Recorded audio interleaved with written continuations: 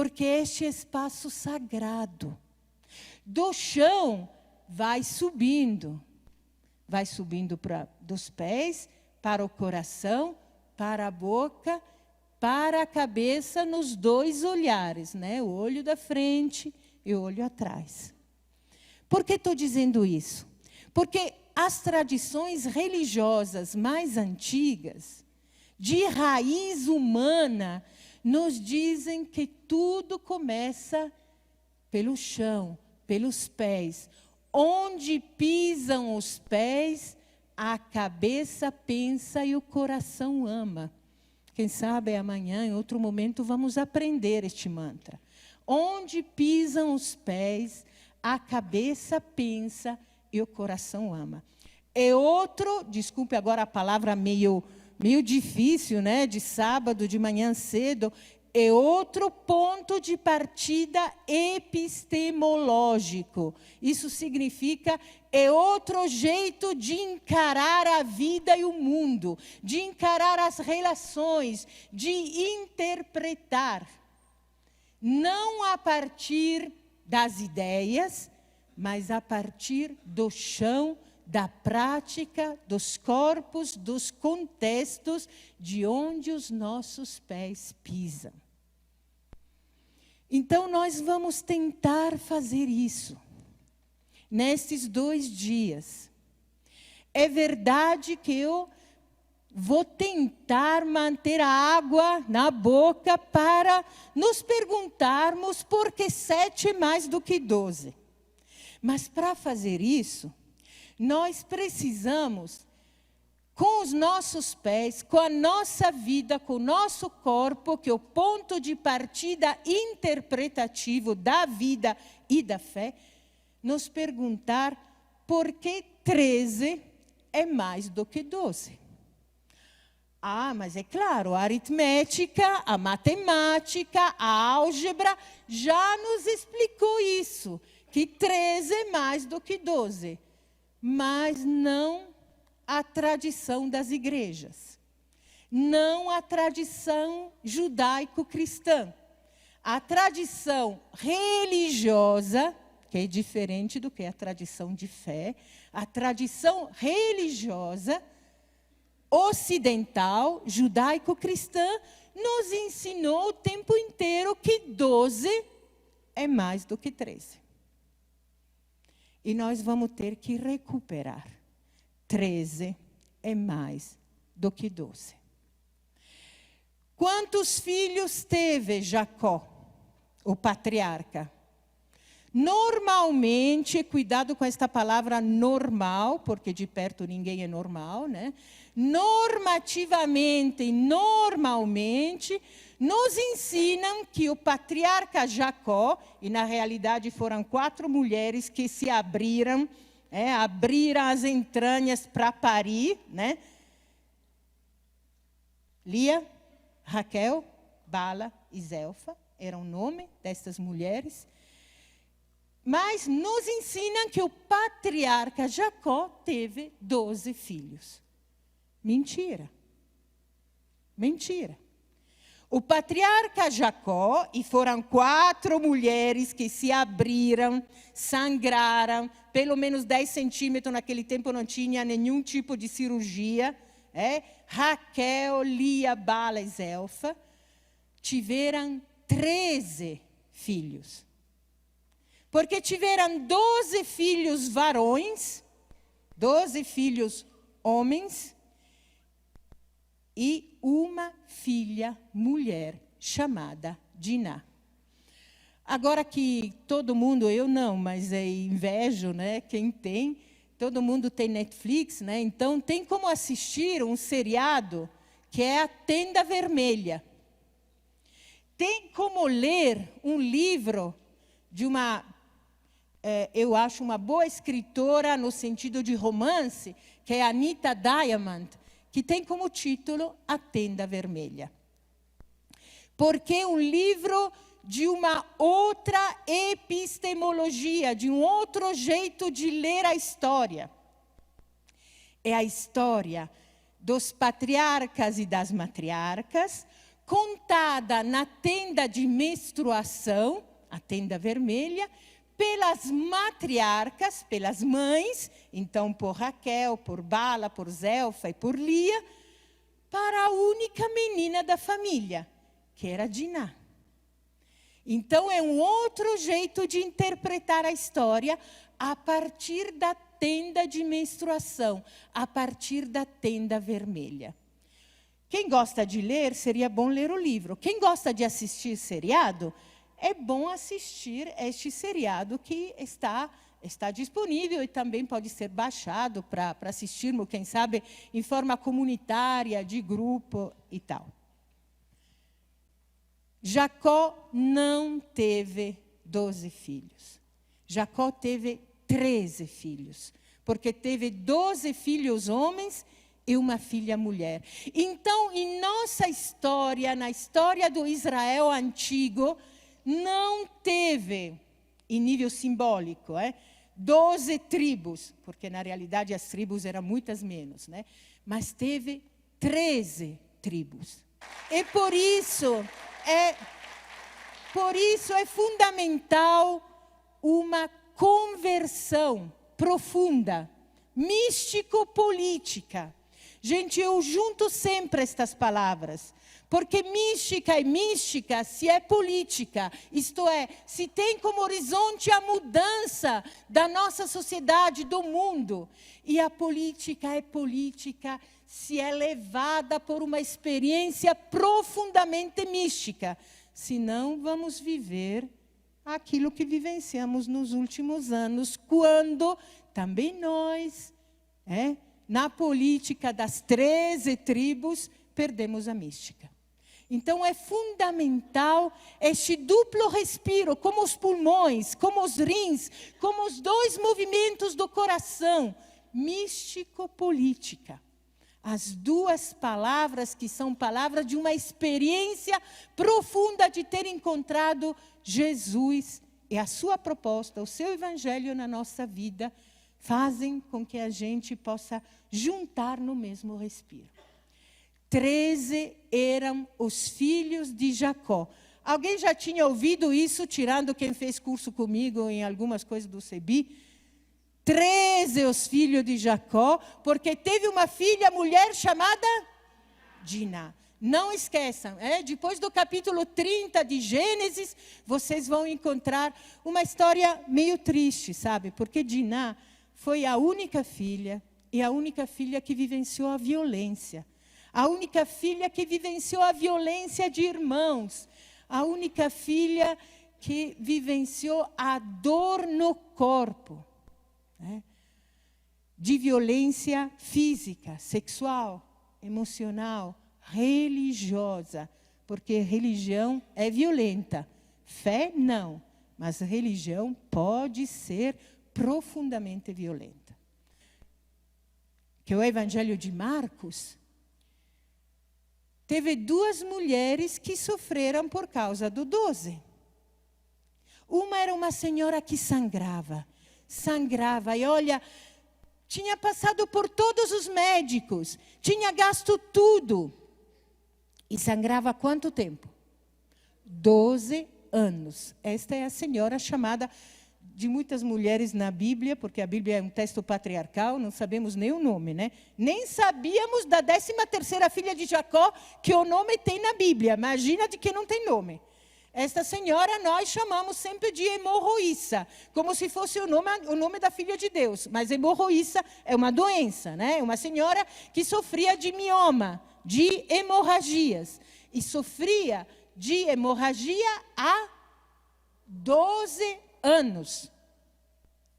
E daí essa senhora disse: se eu só tocar um pedacinho do manto dele, eu vou ser curada. E Jesus disse a ela: mulher, não a tua religião, porque a religião tinha expurgado ela há 12 anos, porque sangue deixava a mulher impura, não podia nem sequer pensar num espaço sagrado, porque ela era impura durante todo o tempo do sangramento, segundo o livro de Levítico, no capítulo 15, versículo 19. Então, esta mulher disse: se eu vou tocar, vou sarar. E Jesus reconhece e disse, mulher, não a tua religião, porque a religião só expurgava esse tipo de mulheres. A tua fé te curou. E olhem a diferença entre religião e fé. Jesus nunca fala de religião, fala de fé. Como também Jesus, quando viveu entre nós, nunca usou a palavra doutrina. Nunca. A palavra doutrina é uma palavra inventada pelas comunidades chamadas subapostólica, então a partir do ano 90 depois de Cristo. Então, pelo menos 60 anos depois de Jesus. Daí se usou pela primeira vez a palavra doutrina. Mulher, a tua fé te curou. E esta mulher estava sangrando há 12 anos. Quantos são as tribos oficiais, das prateleiras oficiais da história? Quantos filhos teve Jacó?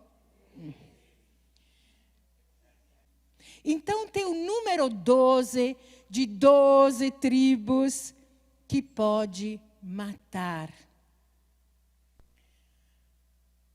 Quantos são os apóstolos?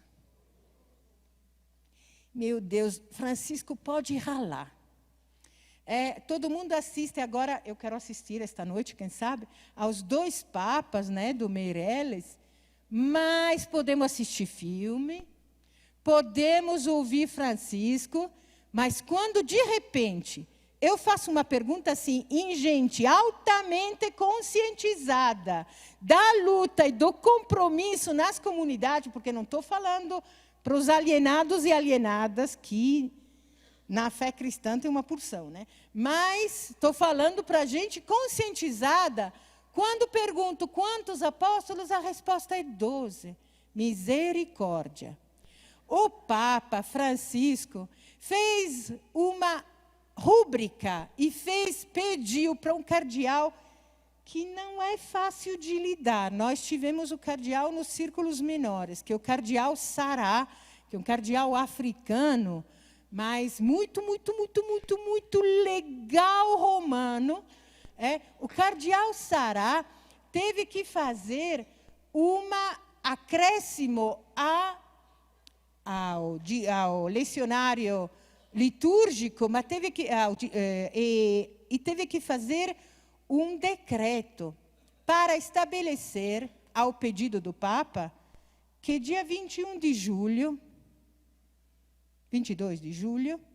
não só seja festa de Santa Maria Madalena, como sempre foi na tradição da Igreja Católica, que tem a santarada toda, mas que seja uma festa, mas não só festa, mas festa apostólica. Isso significa que Maria Madalena é apóstola como os apóstolos. Então, na tradição, a partir de Papa Francisco, na realidade é uma tradição antiguíssima, mas que tinha sido colocada bem de lado, na tradição da Igreja Católica, pelo menos, a partir de Papa Francisco, Maria Madalena é a 13ª apóstola. Ou, quem sabe, vamos precisar de outros 100 anos para que isso vire realidade, né? Porque chegamos ao dia 22 de julho, passa batido. Se vocês pesquisam na internet, estou falando agora para quem é de tradição católica, e nós somos ligados às imagens, né? Temos uma tradição de gosto, que não significa adorar, né? Mas de gosto, de veneração pela memória. Se vocês digitam e procuram uma estátua de Santa Maria Madalena, olha, pode suar, é melhor sentar. Porque não acha, a não ser aquela coisa da mulher descabelada, triste, com uma caveira na mão, né? A prostituta arrependida, estas coisas horrorosas que Madalena nunca foi. Existe uma 13ª apóstola. Como existe uma 13ª tribo. Como no céu de um ano não tem só 12 meses, que é o jeito macho, branco, elitista e militar de contar o tempo, mas tem 13 luas. 13 luas. Não é a mesma coisa. Porque a água que nós acabamos de celebrar não é movida pelo calendário. A água no mundo é movida pelo lunário. As marés na Amazônia, as marés no litoral, estão ligadas às fases da lua, não ao calendário. O plantar e colher está ligado às fases da lua. O baixar da barriga depois de 9 meses e perde o tampão e perde as águas da placenta, quando baixa a barriga, mudou a lua, o neném vai nascer, porque a lua vai puxar. Os cabelos, para cortar, para crescer. Quando as mulheres moram juntas, a lua vai juntar o quê? A menstruação. Vamos menstruar juntas. Quando não existia luz elétrica, existia só a luz da lua, todas as mulheres sangravam no mesmo tempo de lua cheia. Agora, com a luz elétrica, a coisa mudou muito. Com o estilo de vida, com a ideia que menstruação é doença, e tem gente que acha que é uma coisa ruim, e daí acaba tendo todos os desconfortos ligados ao construir, por uma sociedade extrativista, capitalista e profundamente patriarcal, construir que aquilo que é força e que é vida virou doença. 13 luas, 13 apóstolos, apóstolas, 13 tribos. Saber esperar sabendo, ao mesmo tempo forçar a hora daquela urgência que não permite esperar. Vamos lá?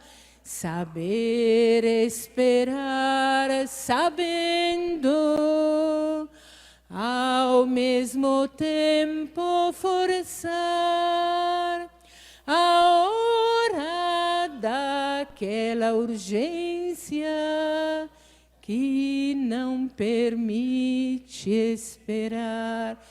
Então, neste momento, vamos tentar dar palavra para nós, não precisa dizer para os outros e outras, por enquanto. Para nós, aquela urgência místico-política que não pode mais esperar. Qual é aquela urgência na minha vida pessoal comunitária, tá? Aquela urgência que não pode mais esperar.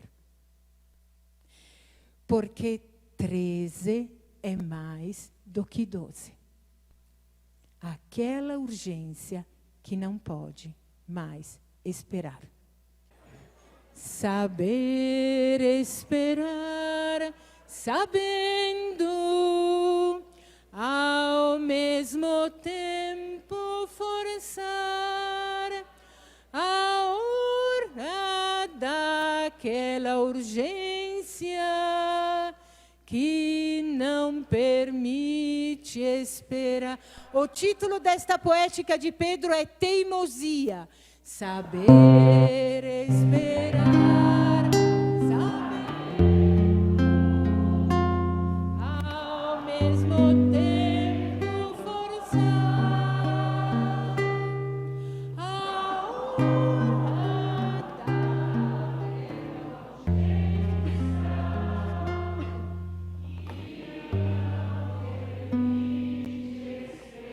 Só vocês, bem forte. Pedro tem que ouvir, ele tem que levantar da cama. Vamos lá.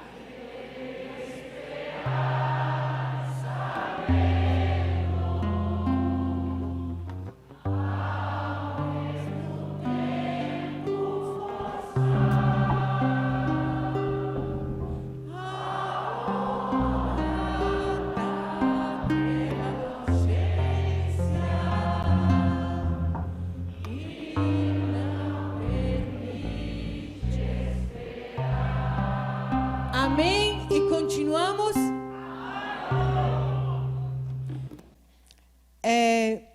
Para quem faz bem? Mulheres, precisamos nos perguntar, para quem faz bem a doutrina, a teologia oficial que a gente escuta por aí? Para quem faz bem? Para quem faz bem, gente errante como eu, sem medo de errar, porque saber errar tem 2 sentidos. Significa caminhar e também tropeçar. Mas a gente tropeça só se caminha.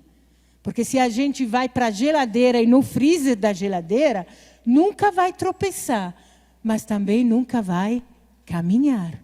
Então, para a gente errante, sem medo de errar, como era meu pai e minha mãe na fé, para a gente errante, é fundamental habitar esta pergunta: para quem faz bem? Para quem faz bem, mostrar uma Bíblia branca e nunca contar que o sogro de Moisés era africano, subsaariano, da cor de uma noite sem luar. Ele se chamava Jetro. E dele aprendemos a partilhar o poder. Ele ensinou a Moisés a partilhar o poder.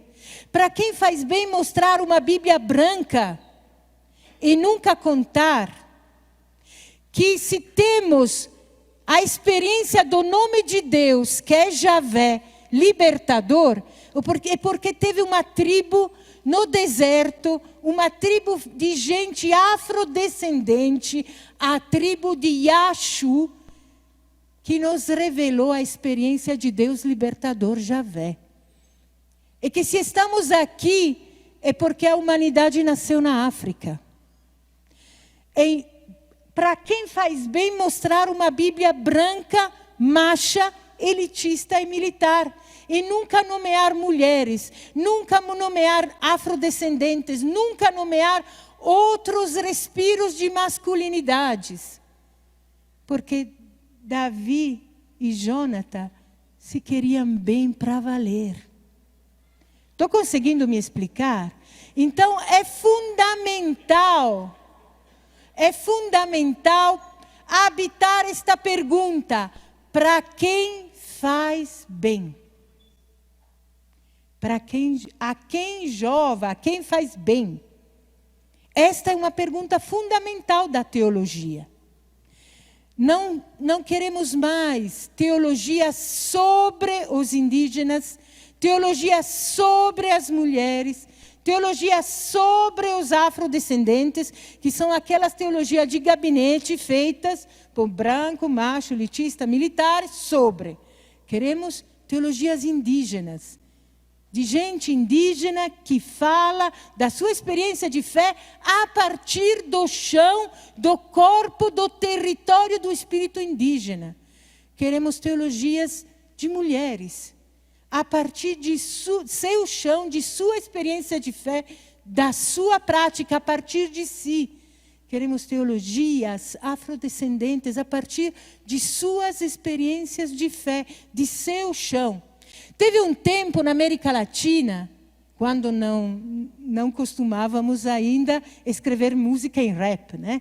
Teve um tempo que dizíamos que tínhamos que ser voz de quem não tem voz. Quem já ouviu esta frase? Já, né? Quantas vezes nos cursos de educação popular, nas lutas das igrejas, das diferentes expressões de religião, de fé, de luta, de direitos humanos, ser voz de quem não tem voz. Não é mais o tempo, né? Hoje, quem não tem voz tem direito a ter a sua voz, também quando vai dizer aquilo que eu não gostaria de ouvir. Este é o passo fundamental. Que quem não tem voz tenha a sua voz, também quando vai dizer aquilo que eu não gostaria de ouvir. Estamos vivendo um tempo sombrio. Um tempo de noite escura. Sabe, a noite escura é um tempo espiritual muito importante. Antes ou depois, não quero agora, mas antes ou depois, quem é de fé vai viver a noite escura. Santa Teresa de Ávila, São João da Cruz, os grandes místicos da releitura da caminhada espiritual da Igreja Católica, falaram disso. Estamos vivendo em tempo de noite escura. Aquele momento da noite que não tem a barra do alvorecer, sabe? A barra do dia. Aquele momento que você não sabe quando vai terminar a noite. Eu não estava ouvindo João Pedro, nem Faustino, nem Magali, mas eu acho que eles nomearam isso, porque é um dado de realidade. Não podemos virar a cabeça e dizer não existe isso. Existe. Estamos vivendo em tempo de noite escura. E em tempo de noite escura, as pessoas mais superficiais procuram respostas fáceis e rápidas. Mas com todo respeito, com todo amor, são respostas superficiais. O que eu entendo? Aquelas respostas duais, ou melhor, dualistas. Anjo, demônio, bem e mal, bem ou mal, anjo ou demônio, comunista ou fascista, né? Estas formas polarizadas, que são as formas que muitas vezes, em nível linguístico, nós usamos nas mensagens herméticas, como é WhatsApp, como é Instagram, ou como é todas as formas, Twitter, né? Todas as formas rápidas.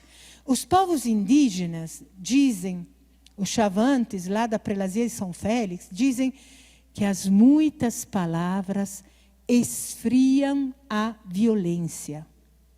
Porque quando você pode se explicar, pode repetir aquilo que você entendeu do outro, da outra, que se chama de escuta ativa, você faz um processo de esfriamento da violência, porque visita o ponto de vista do outro, da outra.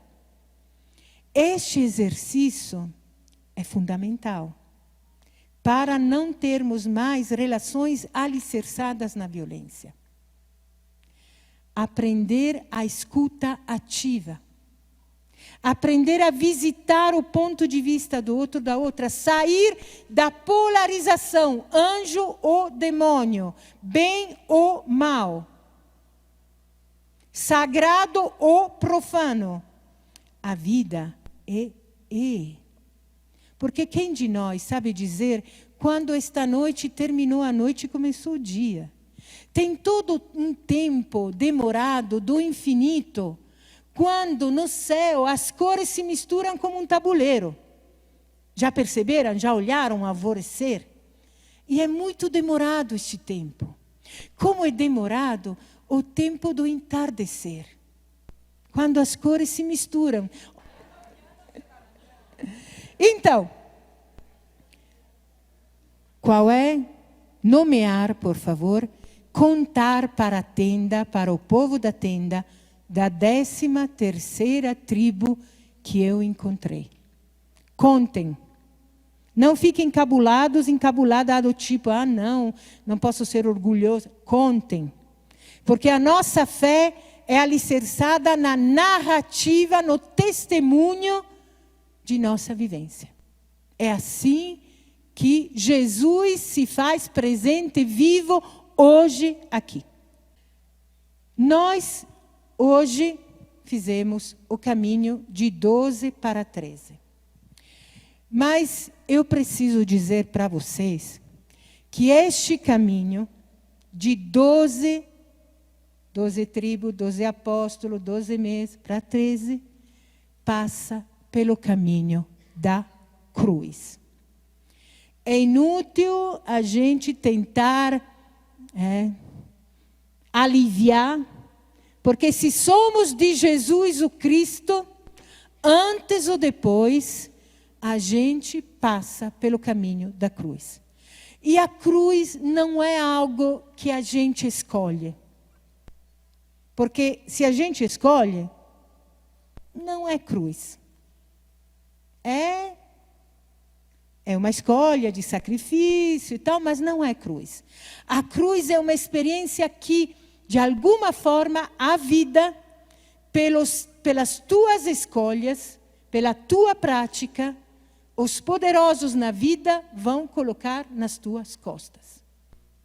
Não é uma coisa que você escolheu. É algo que os poderosos na vida, antes ou depois, por ser de Jesus, vão colocar nas tuas costas. Porque ser de Jesus significa entrar no conflito.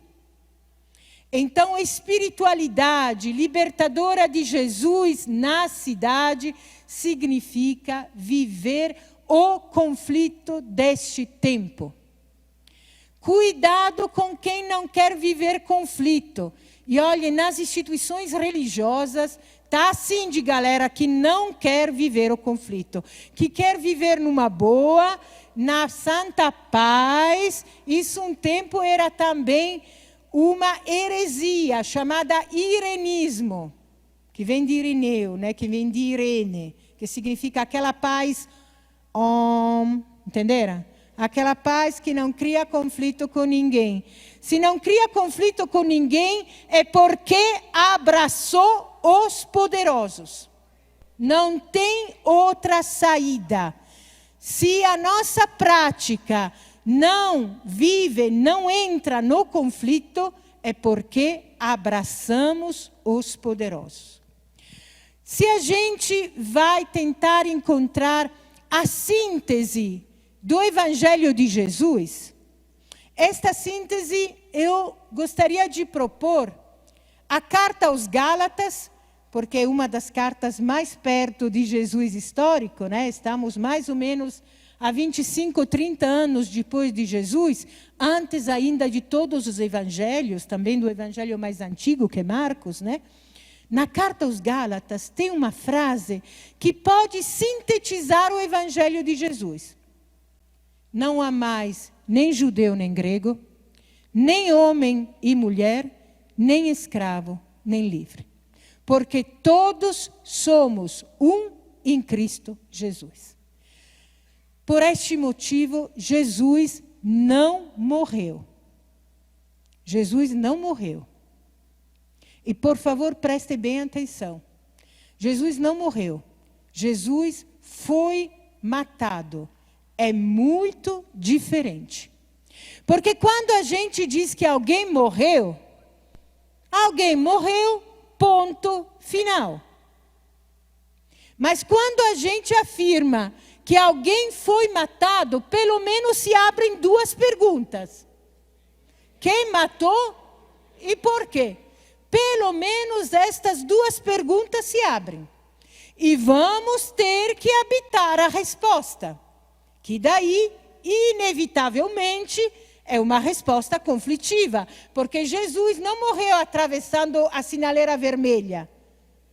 Ou não morreu de velhice com 98 anos, rodeado de neto, tataraneto ou proneto e lá vai. Jesus foi matado. Foi um homicídio, depois foi um genocídio por todos aqueles e aquelas que são seguidores e seguidoras ainda hoje do projeto. Não significa da doutrina, né? Mas do projeto de vida e de fé. Quem matou? Matou o Império Romano e matou o templo, tá? O templo, o sumo sacerdote e os do Sinédrio, tirando um, que é o único que não foi de acordo, se chamava José de Arimateia, era homem do Sinédrio, mas não concordava. Matou o templo, o sumo sacerdote e o Sinédrio, e matou o Império Romano. Por que mataram? Exatamente por estas três afirmações da carta aos Gálatas. Porque no movimento de Jesus não tinha judeu nem grego. Isto é, não tinha nem puro nem impuro. Todo mundo em Jesus, pela graça, é puro e pura. Isso não significa que a gente não tem consciência do pecado, mas que a graça é mais forte e importante do que o pecado. O princípio é misericórdia, é aquilo que o Papa Francisco tenta dizer 400 milhões de vezes, e daí chama ele de protestante, né? Os cardeais não acham muita graça, né? Não, tem muitas dúvidas, né? O tal de dúbia, né? Porque não pode ser. A misericórdia é o princípio. A graça é mais forte do que o pecado. Então, em Jesus não existe mais puro e impuro. Todo mundo é puro. Depois vamos resolver com a galera da teologia sistemática a questão do pecado original, porque na realidade é bênção original, né? Quando Deus, Elohim, Criador, Criadora, porque o nome é plural, masculino e feminino, nos viu, o que disse? Coisa? Não, de nós disse um acrescitivo. Depois se arrependeu, quem sabe, mas é muito boa. Tá? Nós somos bênção original. Muito bom. Gente muito boa. Nós somos assim no coração da criação. Muito bom. Falou isso depois que fez a humanidade, né? Muito boa, né? Então, este é o caminho, não há mais nem puro nem impuro. Gente, vocês podem imaginar a raiva da galera do templo. Porque o templo se mantinha, vamos ler aquela chatice, Levítico 4, 5, 6, né? O templo se mantinha na base do impuro, para virar puro. E olha, a base era esta, né? Gente muito rica, aqui não tem ninguém, toda vez que ficava impuro, que era praticamente quase todo dia, uma novilha. Gente de classe média, baixa, 2 pombas que era dificílimo encontrar e não podia catar na rua da Praça da Sé. Tinha que comprar as pombas purinhas do templo. Gente ralada que nem nós, cada vez 3,5 litros de flor de farinha. Não de farinha, de flor de farinha. E olha, para ficar impura, porque para a mulher era ainda mais fácil ficar impura, né?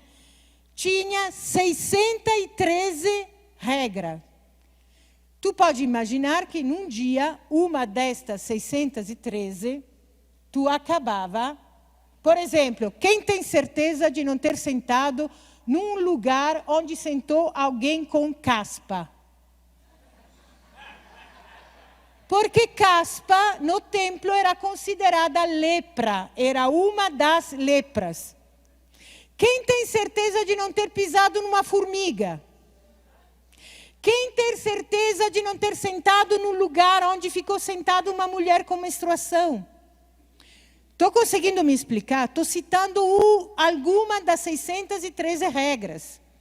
Então, é claro que para voltar à pureza, tinha que fazer os holocaustos, as abluções, pagar a pureza. Que não é aquele refrigerante mais baratinho, não. A pureza era 3,5 litros de flor de farinha. E a galera, que nem nós, achava sempre um jeito para surupiar a situação, né? Então, quando a gente vende papelão, o que faz? Para pesar mais o papelão? Molha. Então, por isso na lei do Levítico está escrito, e não vai colocar na farinha nem água, nem incenso, nem azeite para não batumar. Para não pesar mais, né? Porque a galera não aguentava mais. Daí molhava para pesar. Estou conseguindo me explicar? O templo odiava uma comunidade, uma relação de pessoas onde não tivesse mais a regra do puro e do impuro. Em Jesus não tem mais. todos e todas, pela graça, salvos e salvas. E por isso testemunhamos este amor. O Império Romano, que junto com os gregos inventaram o escravagismo, isto é, comprar e vender gente. A economia do Império era baseada em gente escrava. Vocês acham que achava legal que no movimento de Jesus não tivesse mais nem escravo nem livre? Imagina, tem que eliminar esta gente. Porque a economia era escravocrática. E o Império e o templo eram patriarcais. Isto é, quem mandava era o pater familias. Era exclusivamente homem branco, elitista e militar. Então, uma sociedade onde não tivesse nem homem e mulher, isto é, todo mundo igual, na mesma dignidade, poderia ser acolhida por um mundo patriarcal? Tem uma mulher que está sempre, em todos os evangelhos canônicos e apócrifos, esta mulher está sempre aos pés da cruz. E é Maria Madalena. É a única mulher. Bom, aos pés da cruz, as comunidades dos evangelhos fazem questão de nomear as mulheres. E Maria Madalena é sempre nomeada aos pés da cruz. Maria Madalena é uma pessoa apóstola de fundamental importância cristológica, né? A presença da Madalena. Gente, eu acho que estou dizendo coisas, pelo amor de Deus, o Papa teve que explicar 40 milhões de vezes. Maria Madalena nunca foi prostituta, é uma construção da homilética, que não é a arte de fazer omelete, mas é, em teoria, a arte de pregação da igreja, né? É a prédica, é a homilia, é uma construção de homilias que foi feita durante a Idade Média, tá? Foi construída a imagem de Madalena pecadora. Nunca foi assim, não está escrito em lugar nenhum dos evangelhos, mas é uma construção de pregação, tá? Juntando uma porção de textos, tudo fazendo uma mixagem, né, se diria, sobre Maria Madalena. Maria Madalena está sempre presente aos pés da cruz. E com ela, muitas mulheres citadas em nomes diferentes nos evangelhos, né? Até no evangelho, no quarto evangelho, que é chamado Evangelho de João, a mamãe de Jesus é também citada, né? Maria, a mãe de Jesus. As mulheres tinham seguido e servido Jesus desde a Galileia. Vou precisar usar estes verbos em grego, porque seguir em grego é acolitar. Tinham acolitado Jesus. Eu digo isso porque este é um nome que na igreja é dado somente para os homens e às vezes aos homens que pedem a ordenação, né? São acólitos para depois virar diáconos, para depois virar, agora se usa sacerdote, no meu tempo se usa presbítero, mas o Concílio Vaticano II foi colocado na gaveta. E para depois, quem sabe, virar bispo, virar cardeal, né? Aquela coisa da subida. Acolitar é o verbo das mulheres aos pés da cruz. É por isso que no sínodo, quando algumas pessoas disseram, vamos dar para a mulher o acolitado, a gente se olhava e dizia, uau, que novidade, gente. É só olhar o primeiro evangelho, o evangelho de Marcos, este é o verbo das mulheres. Porque as mulheres seguiam Jesus. Não só seguiam, não só acolitavam, mas também serviam. E o verbo é diaconavam. O acolitato e o diaconato são duas ações desde as primeiras comunidades, desde o evangelho mais antigo, são duas ações das mulheres aos pés da cruz. Mas o seguir Jesus e o servir tinha um lugar histórico-político. Porque o Evangelho faz questão de dizer que servir e seguir tem a ver com a Galileia. Gente, Galileia é um nome em aramaico que significa Bé. Esta é a forma melhor para traduzir. Bé. Nada e ninguém. Tanto é que era chamada Galileia dos gentios, Galileia dos pagãos, Galileia dos ninguéms, Galileia dos nada. Tanto é que dizem, mas o cara não é um galileu. E pode vir de um galileu alguma coisa boa. Estão entendendo? Então, precisamos entender o contexto histórico, político, religioso, que é Galileia. Tem um lugar a partir do qual nós temos que servir e seguir, que diaconar e acolitar, que é a Galileia. Então, segunda pergunta. Onde é que está a tua Galileia? Onde é que está a Galileia? Qual é o lugar da tua vida que tu nomeia Galileia? Onde tu serve e segue Jesus. Desculpem passar pelo funil, mas vamos ter que passar pelo funil, né? Espiritualidade é passar pelo funil. E nós normalmente fazemos que nem a água, né? Damos volta, volta, volta para tentar não passar pelo funil. Onde é que está a tua Galileia? Estas mulheres tinham servido e seguido Jesus desde a Galileia. Por isto permaneciam. A força espiritual de estar estando debaixo da cruz vem do fato que a gente abraça os corpos da 13ª tribo na Galileia. Senão a gente desiste já, porque é só ideia. É só ideia. É só um esquema cerebral, não quero usar um palavrão. É só um esquema cerebral.